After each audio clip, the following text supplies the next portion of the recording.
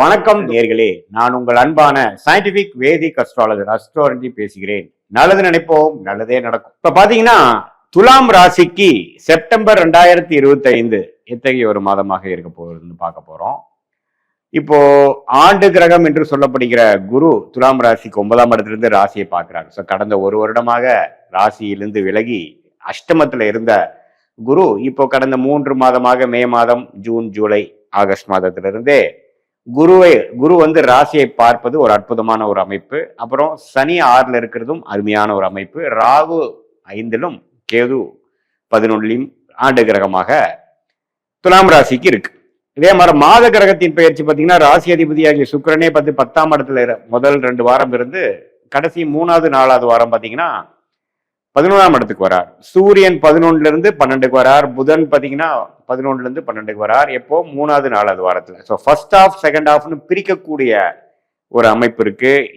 செவ்வாய் 12ல இருக்கக்கூடிய செவ்வாய் லக்னத்துக்கு வராங்க. இதெல்லாம் இந்த பயிற்சிகள்லாம் எப்படி ஒரு மாற்றத்தை கொடுக்குதுன்னா, முதல் 2 வாரங்கள் பார்த்தீங்கன்னா வேலை நிமித்தமாக, தொழில் நிமித்தமாக கொஞ்சம் அதிகமான அலைச்சல்களும் ஃபோக்கஸ் உழைப்புகளும் போய் பங்குதாரர்கள், நண்பர்கள், குடும்பத்துல அவ்வளவு ஒரு சுபிக்ஷமான ஒரு அமைப்பு இல்லாமல் கொஞ்சம் கருத்து வேறுபாடாக இருந்துட்டு இருந்தவங்களுக்குலாம் இப்ப படிப்படியா கொஞ்சம் பெட்டரான விஷயங்கள் வருது.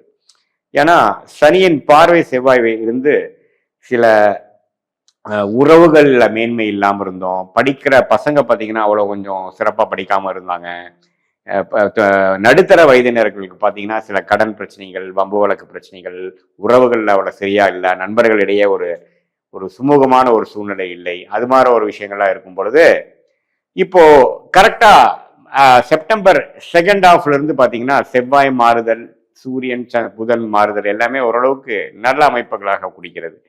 ஸோ ஓரளவுக்கு மேலோட்டமா பார்க்கும் பொழுது குரு பார்வை, சனி இருக்கக்கூடிய சஞ்சாரம் எல்லாமே கொஞ்சம் நல்லா இருக்கிறதுனால இந்த செவ்வாய் விலகுவது பார்த்தீங்கன்னா ஒரு விதமான சில வம்பு வழக்குகள், உடல் உபாதைகள், அது மாதிரி விஷயங்கள்லாம் கொஞ்சம் சரியாகும். இப்போ சீனியர் சிட்டிசன்ஸ் பார்த்தீங்கன்னா கடந்த ஒரு 3 மாதமாக 6 மாதமாக உடம்பு உபாதைகள்னால அஃபெக்ட் ஆகிட்டு கொஞ்சம் ஜீரண கோளாறு, திடீர்னு வந்து விழுந்துடுறது, கொஞ்சம் அடிபடுதல், அது மாதிரி சில பிரச்சனைகள், உடல் சம்மந்தப்பட்ட சில பிணக்குகளோட இருந்த சீனியர் சிட்டிசன்ஸ்க்குலாம் கொஞ்சம் படிப்படியா ரெக்கவர் ஆகி ஒரு கரெக்டான ட்ரீட்மெண்ட்ல போய் கொஞ்சம் ஜெயிக்கக்கூடிய, கொஞ்சம் அடுத்த லெவல் ஒரு நிம்மதியை பெருமூச்சு பெறக்கூடிய ஒரு நல்ல அமைப்பு பார்த்தீங்கன்னா துலாம் ராசிக்காரர்களுக்கு செப்டம்பர் 2025 அது கொஞ்சம் வயது முதியோர்களுக்கு இருக்கு.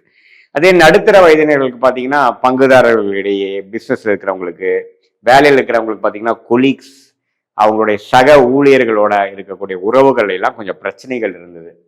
கொஞ்சம் பொலிட்டிக்கல் கேம்ஸு, ஹாஸ்டிலிட்டி, கொஞ்சம் ஒர்க் பண்ணக்கூடிய இடத்துல, வியாபாரம் செய்யக்கூடிய இடத்துல, வேலை செய்யக்கூடிய இடத்துல பார்த்தீங்கன்னா அவ்வளோ ஒரு நல்ல ஒரு தன்மை இல்லாமல் கொஞ்சம் பிரச்சனைகளும் வம்பு வழக்குகளும் கொஞ்சம் பொறாமை தன்மைகளும் கொஞ்சம் போய்கொண்டிருந்த துலாம் ராசிக்காரர்களுக்கு கொஞ்சம் பரவாயில்ல, அந்த ஃபோக்கஸ் கொஞ்சம் அங்கிருந்து இப்போ வேலை முன்னேற்றம்னு ஃபோக்கஸ் மாறுது அப்படிங்கிற மாதிரி அமைப்புகள்லாம் கொஞ்சம் கொடுக்குறார்.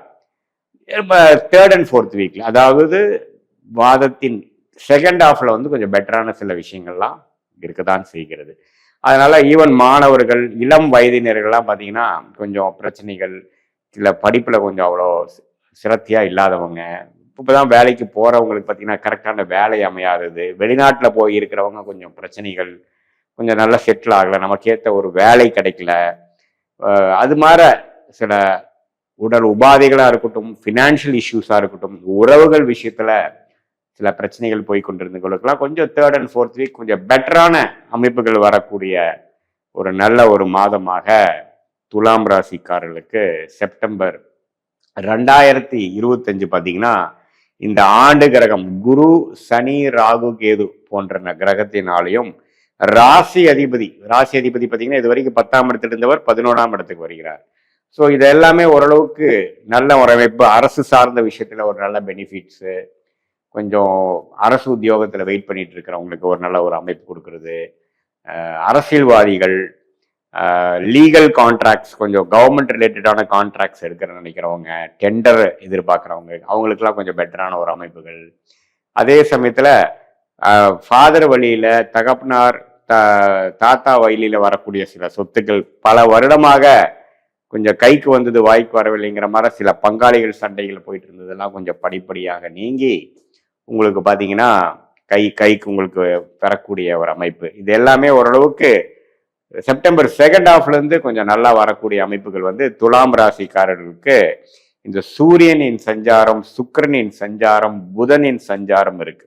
அதே சமயத்துல செவ்வாய் 12ஆம் இடத்துல சனி பார்வை பெற்று இந்த கணவனா இருந்தா மனைவி, மனைவியா இருந்தா கணவர்களிடையே சில பிணக்குகள், வம்பு வழக்குகள், கொஞ்சம் சுமூகமான சூழ்நிலை இல்லாம இந்த டிவர்ஸ் அப்ளை பண்ற மாதிரி அளவுக்குலாம் சிலதெல்லாம் போனதெல்லாம் பார்த்தீங்கன்னா கொஞ்சம் சில பேர்த்துக்கு பேச்சப் ஆகி சில அண்டர்ஸ்டாண்டிங் வரக்கூடிய அமைப்புகள் இருக்கு. சில பேர்த்துக்கு பார்த்தீங்கன்னா அது முற்று பெற்று வம்பு வழக்குகள்லாம் முடிகிற மாதிரியும் நீங்க கொஞ்சம் எதிர்பார்க்கலாம். ஸோ இந்த செவ்வாயின் மாற்றங்கள் வந்து கொஞ்சம் நல்லா இருக்கு. ஏன்னா செவ்வாய் 12ஆம் இடத்துல சனியின் பார்வை பெற்று குருவின் பார்வைக்கு வராரு. ஸோ அது வந்து ஒரு அருமையான விஷயம்.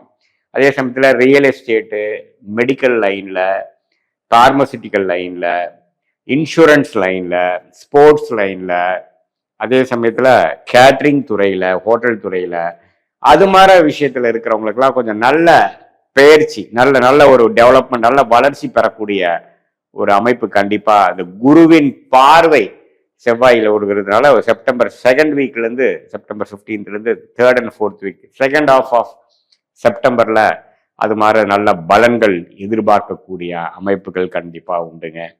மற்றபடி பார்த்தீங்கன்னா புதன் 12ஆம் இடத்துல ஆட்சி பலம் விடும்பொழுது சில பேர்த்துக்கு திடீர் வெளிநாடு பிராணங்கள் உண்டு. திடீர்னு பார்த்தீங்கன்னா குடுக்கல் வாங்கல் விஷயத்துல கொஞ்சம் பாசிட்டிவா எதிர்பார்க்காத சில பெனிஃபிட்ஸு, அது மாதிரி விஷயங்கள் கூட நிறைய பேருக்கு இருக்கு. சில பேர் பார்த்தீங்கன்னா இந்த அக்கௌண்ட்ஸு, சார்ட்டர்ட் அக்கௌண்ட்ஸு, ஐடி துறையில் இருக்கிறவங்களுக்கெல்லாம் கூட கொஞ்சம் நல்ல பெனிஃபிட்ஸ் கிடைக்கக்கூடிய அமைப்புகள் வந்து துலாம் ராசிக்காரர்களுக்கு இந்த புதனின் மாற்றம் பெயர்ச்சி வந்து கொஞ்சம் நல்லாக இருக்குது.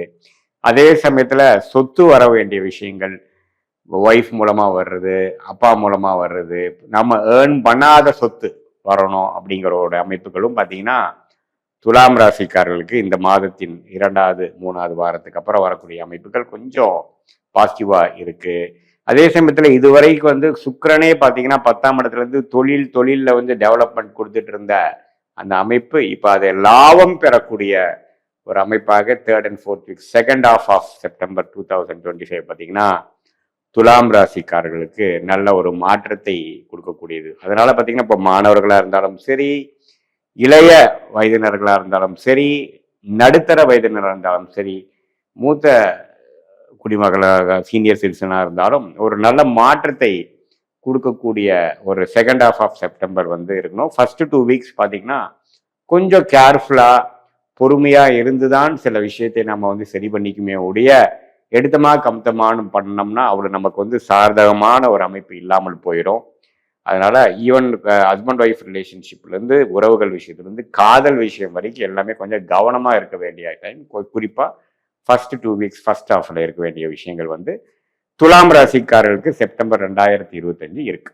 இதுவரை பார்த்தது வந்து ஒரு பொதுவான பலன்களை தவிர உங்களுடைய ஜென்ம ஜாதகத்துல எந்த தசாபுக்திகள் போய் கொண்டிருக்கிறது, எந்த லக்னத்துல பிறந்தீங்க, அந்த லக்னாதிபதி எப்படி இருக்குது, திக்பலம் எப்படி இருக்குது, ஸ்தானபலம் எப்படி இருக்கு, திருக்பலம் எப்படி இருக்கு, அந்த லக்னத்துக்கு ஏற்றவாறு ஒரு சாதகமான தசாபுக்திகள் போய் கொண்டிருக்கிறதா அல்லது வரக்கூடாத தசாபுக்திகள் போய் கொண்டிருக்கிறதா, புக்திநாதன் எப்படி இருக்கிறார், புக்திநாதனுக்கும் தசநாதனுக்குள்ள தொடர்பு என்ன, 6-8 காம்பினேஷன் இருக்கா அல்லது கேந்திரத்துல இருக்கா, தசநாதனும் புக்திநாதனும் கேந்திரத்துல இருக்கா, அது தசநாதனுக்கு 12ஆம் இடத்துல புக்திநாதன் இருக்காரா, இதெல்லாம் வைத்துதான் துல்லியமான பலன்கள் வந்து நாம் இப்ப பேசின அந்த கோச்சார் அமைப்பு, குரு பயிற்சி, சனி பயிற்சி, ராகு பயிற்சி, அப்புறம் மாத கிரகத்தின் பயிற்சி, செப்டம்பர் மாத பலன் பார்த்தோம் இல்லைங்களா, அந்த பயிற்சி பலனையும் இப்ப நாம பார்க்கக்கூடிய அந்த துல்லியமான தசாபுக்திகளும் உங்களுடைய பிறந்த தேதி, பிறந்த நேரம், பிறந்த ஊரை வைத்து நம்ம சேர்த்து வைத்து பார்க்கும் பொழுது இன்னுமே நெக்ஸ்ட் வரக்கூடிய காலகட்டம், அடுத்து வரக்கூடிய ஷார்ட் டேர்ம் 3 மாதம் 6 மாதம் எப்படி இருக்க போகிறது, அடுத்து வரக்கூடிய 2 வருடம் 4 வருடம் 6 வருடம் எப்படி இருக்க போகிறது, அடுத்து வரக்கூடிய தசாபுக்திகள் எப்படி இருக்கு, இப்போ கேட்கக்கூடிய கேள்விக்கு என்ன பதில் கொடுக்குது, சாதகமான ரிசல்ட்ஸ் எதிர்பார்க்கலாமா அல்லது கொஞ்சம் டிலே இன் அவுட்கம் எதிர்பார்க்கலாமா அல்லது உடனே நல்ல விஷயங்கள் நடக்கக்கூடியதாக இருக்குதுங்கிறது எதிர்பார்க்கலாமாங்கிறது உங்களுடைய ஜென்ம ஜாதகத்தை துல்லியமாக ஆராய்ந்து இப்ப நம்ம பேசின அந்த பெயர்ச்சி பலனையும் கோச்சார பலனையும் சேர்த்து வைத்து பார்க்கும் பொழுது துல்லியமான பலன்களை எடுத்து அது மூலமாக நீங்க வாழ்க்கை முடிவுகளை எடுத்து இந்த சயின்டிபிக் வேதிக் அஸ்ட்ராலஜி முறை மூலமாக நல்ல ஒரு பலனை நீங்கள் அனுபவித்து வெற்றி பெற முடியும் என்று இந்த வீடியோவில் கேட்டுக்கொள்கிறேன். மீண்டும் மற்றொரு காணொலியில் சந்திப்போம். நன்றி, வணக்கம்.